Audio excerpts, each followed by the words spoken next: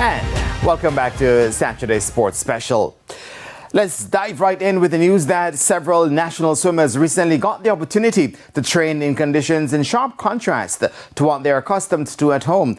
They were among representatives from 6 disciplines who participated in the final year of the Jamaica-China Technical Assistance Project in Sport Cooperation. Our reporter, Spencer Darlington, who is in China as part of an official 10-member Jamaican delegation observing the conclusion of the project, filed this report. National swimmers who have been undergoing 2 months of rigorous training in China have lauded the initiative for their ability to now manage more intensive training programs. The group, which includes Devon Robe, who was doing his 3rd stint under the program, and Zanita Alvaranga, who was making her 2nd appearance, was based in an area which is 1,900 meters above sea level. 13 of the 15 Jamaican swimmers were getting their very first taste of training in high-altitude conditions, which exist in this southern Chinese city of Kunming. But as the program went on, they gradually adjusted. The first 2 years, it shocked me because at first it was difficult to breathe.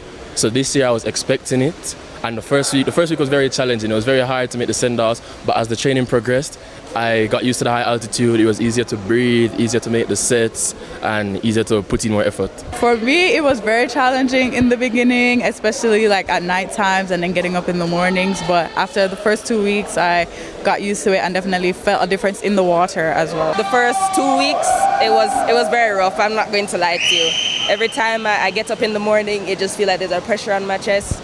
And then coming to training, I feel winded, doing less stuff than I do at home. But after a while, it just gets easier and easier. So right now, it doesn't even feel like I'm in high altitude. It just feels like I'm on a flat. The swimmers were under the guidance of Chinese coach Jian Huang, who spoke through an interpreter.